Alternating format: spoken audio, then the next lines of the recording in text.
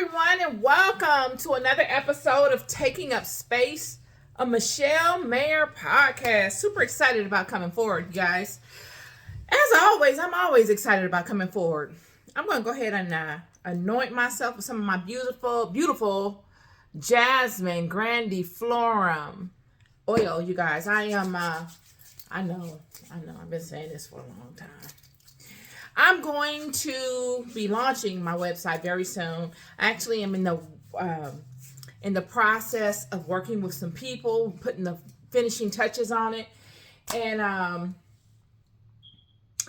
have a class that I'm taking in graphic design so that I can actually not have to depend on people to help me. I'll be able to do the legwork myself because, like with prayer, friend, nobody's going to pray for you like you will pray for you. That's why I never understand when people say, oh, pray for me. I need you to pray for me, as if someone is more mightier than you. No one's going to take your vision and implement it like you will. You're not going to be able to communicate your vision to someone else and have them see it exactly as you will see it. Now, it's a blessing when you do have someone that sees your vision and then adds their flavor to your vision, and then their vision, based upon your vision that you communicated, is better than what you thought. That's a blessing. But a lot of times it doesn't work that way. So we have to lean on ourselves. So the building of one of my websites, because I have many interests, one of which is candle making. I'm a candle maker. I'm a candle wholesaler. So in building my wholesale candle website, last night I was creating our About Us area. And in doing the verbiage, writing the verbiage of it, I went back to when I first started making candles. You guys, I started making candles back in 2016, maybe 17. I was in Georgia. I was living in a suburb outside of Atlanta called Roswell, my daughter and I, and my mom. And I began making candles. I would buy the beeswax. I made natural candles. I didn't use any other wax outside of beeswax. And I began blending them, and I would show them on Facebook. They weren't all pretty. They weren't your pretty candles with the crystals. They were just standard pillar candles. I'll show you. So these are the candles, okay? Their pillar candle is similar to this. It's about that tall. It's about that wide. And they come, these are my candles that I sell on my website. They come individually wrapped like this. So if you wanted to resell them, you just slap your sticker on them, and then they go out like that. So here's another. They come in many different colors. Again, I'll be having them on the website. But nonetheless, I began making these types of candles, okay? These are the types of candles that I made. These are of paraffin wax. The candles that I made myself were of beeswax, and I would make them at home under at certain times of the month. And I became really good at them. I enjoyed making them because, friend, one thing about a candle and spirituality go hand in hand. Candle and religion go hand in hand. I just did my Bible study last week on Jesus, and he was speaking to, ye are the light of the world. I think it's Matthew chapter 5. I can't remember what verse it was, but in that chapter, Jesus was speaking to, ye are the light of the world. And he said in the parable,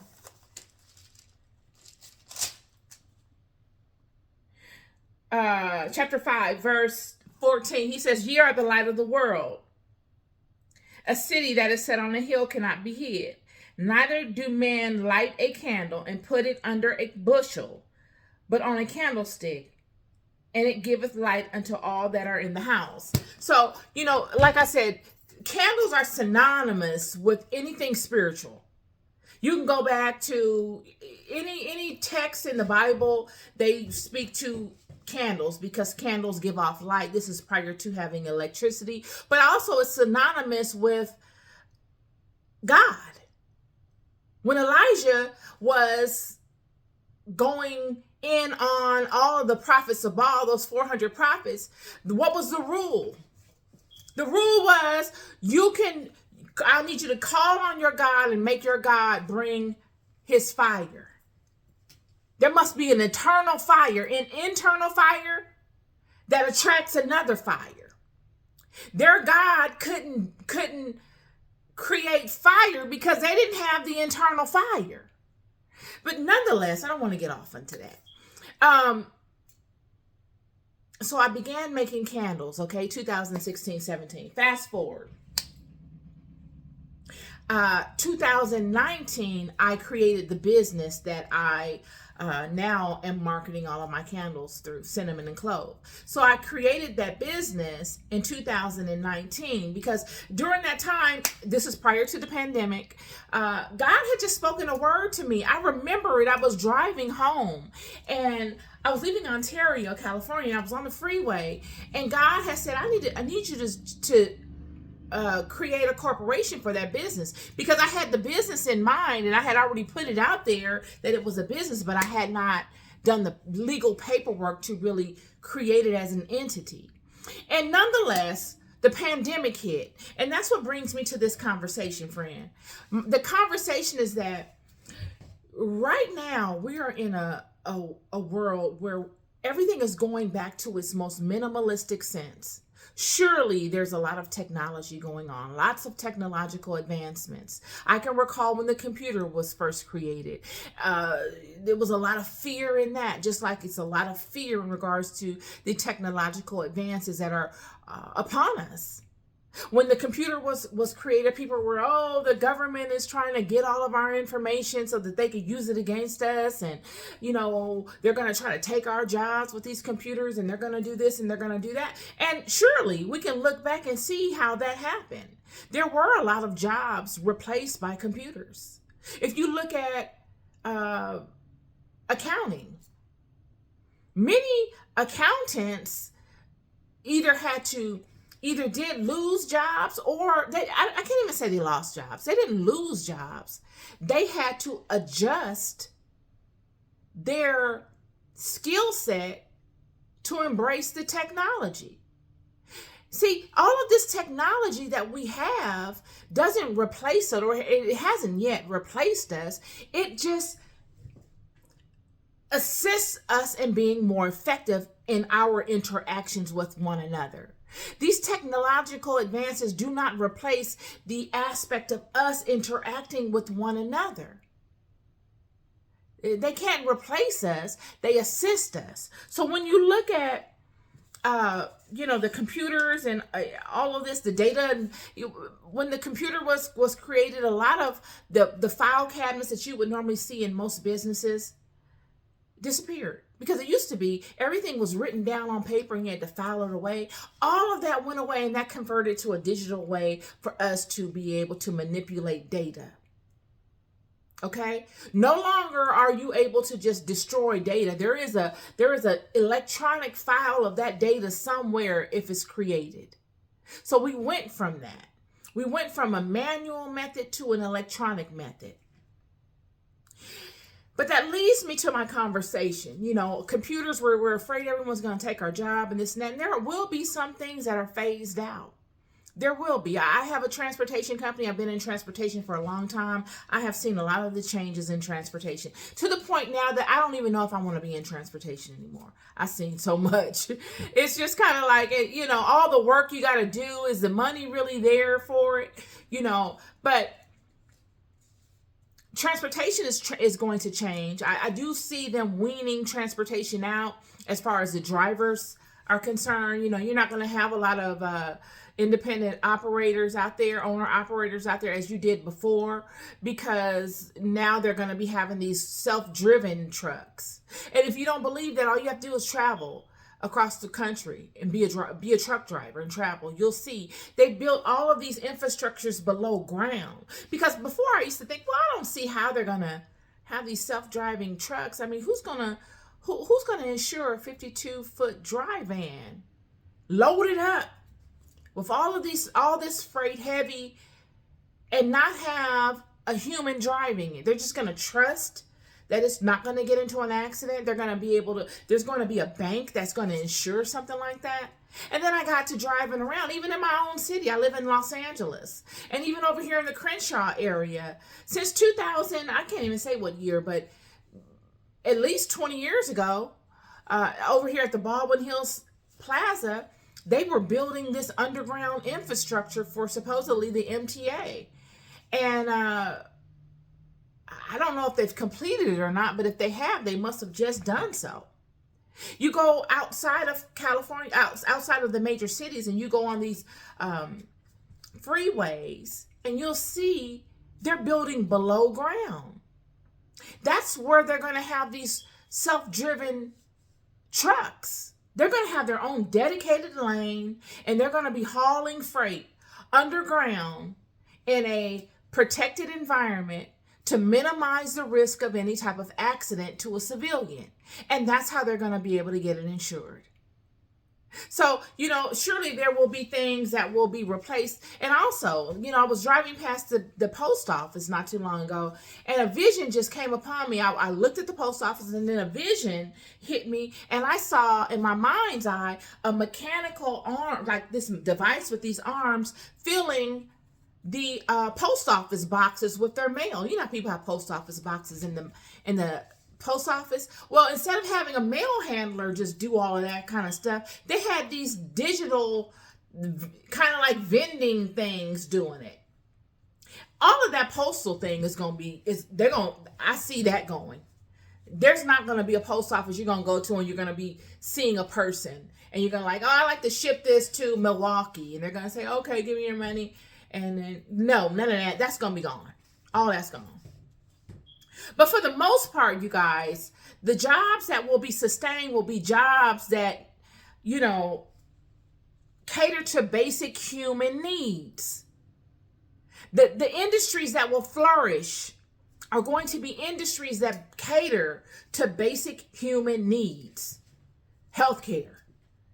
You're going to need a doctor. Now, you might not need a doctor to give you a physical. You might not need that. They might be able to outsource that one. But you're going to need a doctor to do surgery on you. Hopefully they give us an alternative to that. I wouldn't want a machine doing surgery on me. But, nurses and those types of people, they will need that. Will they need a pharmacist? I don't know. That might get outsourced too. But my point is that we will need industries, people that have knowledge on certain things that cater to basic human needs. Why do I say that? You have to look at what we come out of to know where we're going. Okay? This goes into the whole theory of these children and their walks from Egypt all throughout their many travels from that point on. The problems that these children have is that they constantly fall out of alignment. Why? Because they forget from whence they came. Well, how could they continuously forget? Because all of the nations surrounding them, all of these giants are vying for their attention, and they keep them in a place where they don't always have access to the knowledge.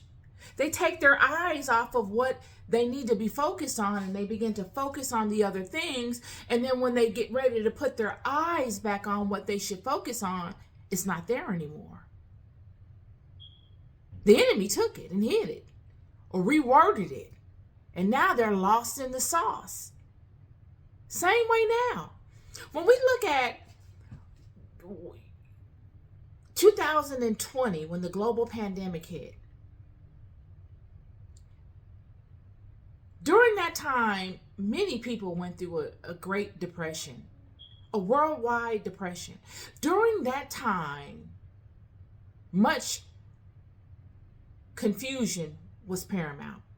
You got to know what was going on. You all know, but see, we forget. At that time, the whole world was locked down, friend. The whole world. You could not gather to learn the word of God or praise God as you had done prior to.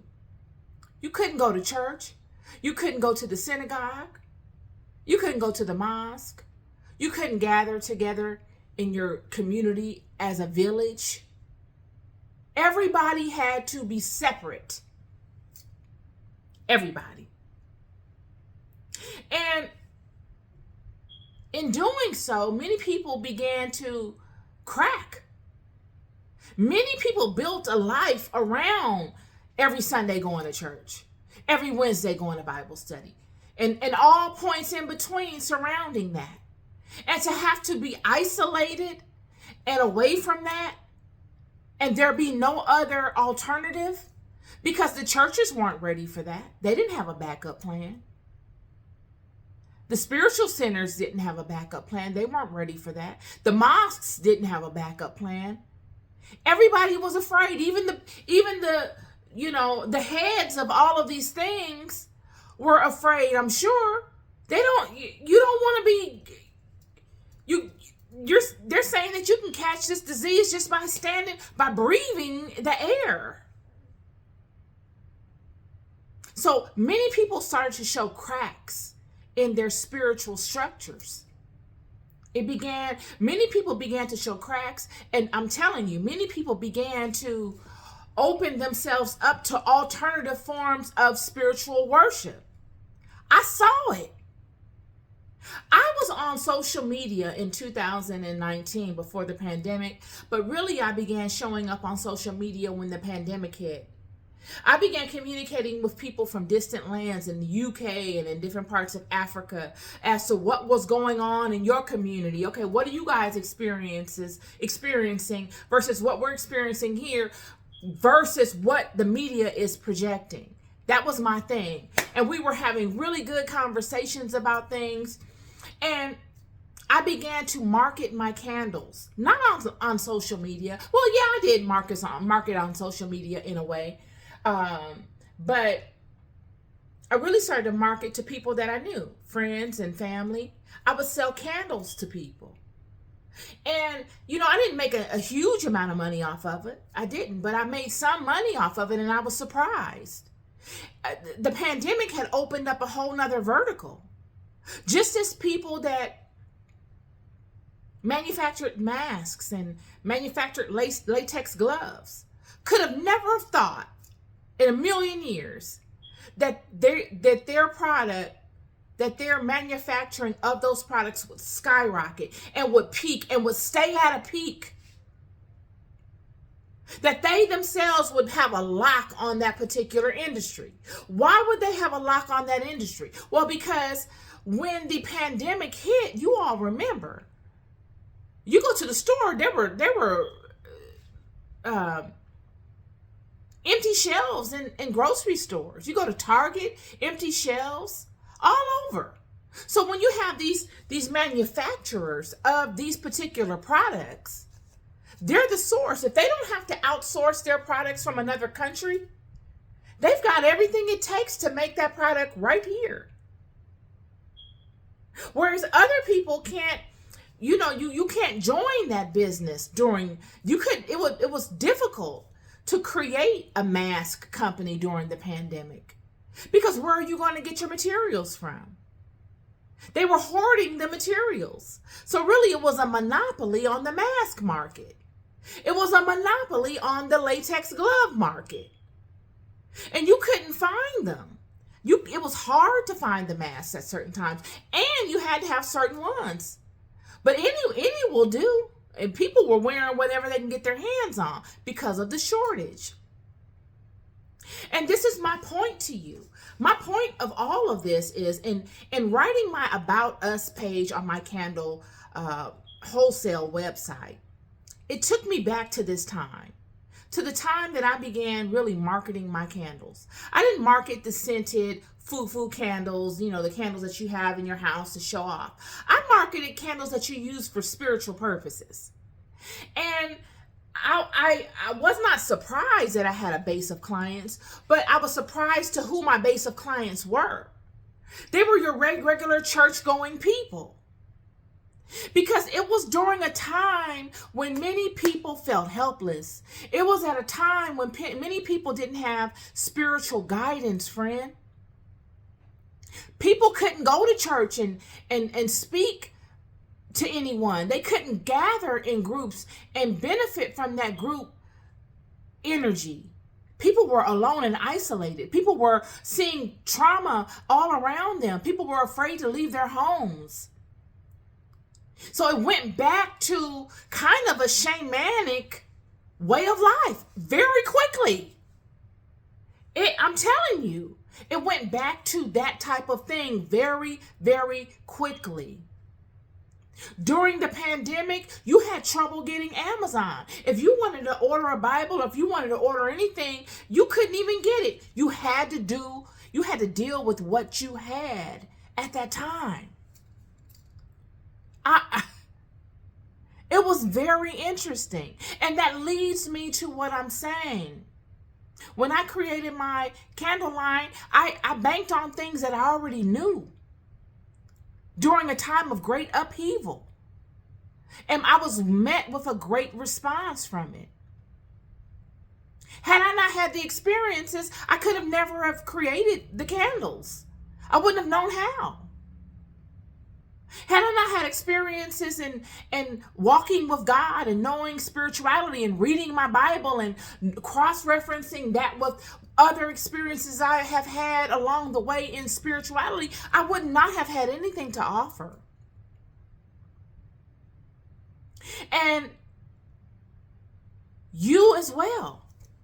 Many of us are afraid of, oh, well, they're going to be doing this with these jobs and they're going to do this with these jobs. Your gifts are what you have within you right now.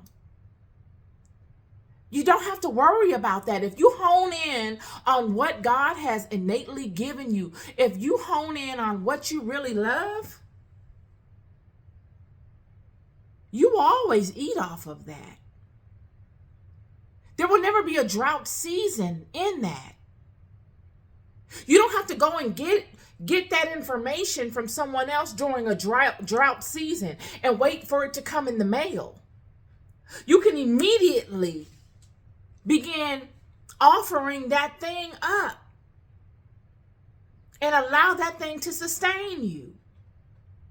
My candle making that I did, even though it wasn't on a large degree, I wasn't super popular with it.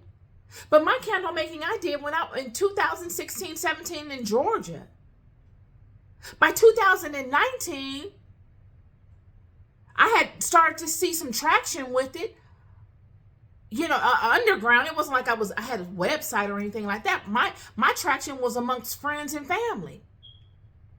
So much so that I even inspired people to begin their own candle making business and supported them in doing so. My communications to you guys is that whatever it is that you have to offer, let it be something that sustains a basic human need, and it will not be replaced by any type of technology. It cannot be replaced by technology. Human need supplication cannot be replaced by technology. Basic human need supplication. Start shining the light on the gifts that you have that are able to provide people with basic human needs and support them in their basic human needs. Because we could use the pandemic as a prime example of that. All of the companies that really peaked and skyrocketed, all of the influencers you see on social media that really peaked and skyrocketed did so because they were able to provide the public support, motivation, help, information in their basic human needs. Whether it's, I know people and I'm knowledgeable on a thing. And even whether we're in a lockdown or whether we're in a strong economy, I can put people together based upon basic human needs. Whether we have the internet or we don't, I can put people together on basic human needs. Whether we have the internet or we don't, I can deliver you a thought-provoking word that will motivate you and give you some sort of hope and surrounding the word of God, whether I'm doing it on this app or I go outside of my house and I say it on my front lawn and you congregate there. Because if you need that word, you will congregate. These are the things. These are the things, regardless to if we're in sustaining, flourishing economy, or whether we're back down to a tribal level. It doesn't matter. Your success is in providing people with basic support in their basic human needs. Whatever you got it already in you. Think back to the pandemic. You weren't able to pivot in the pandemic and go and find stuff so you can offer it. You offered what you had. You brought what you already had forward during the pandemic. You made do with what you had during the pandemic and you offered it. These are the things, friend. This is my podcast conversation for you guys today. I was just thinking about it. I wrote some notes to make sure I said everything I wanted to say.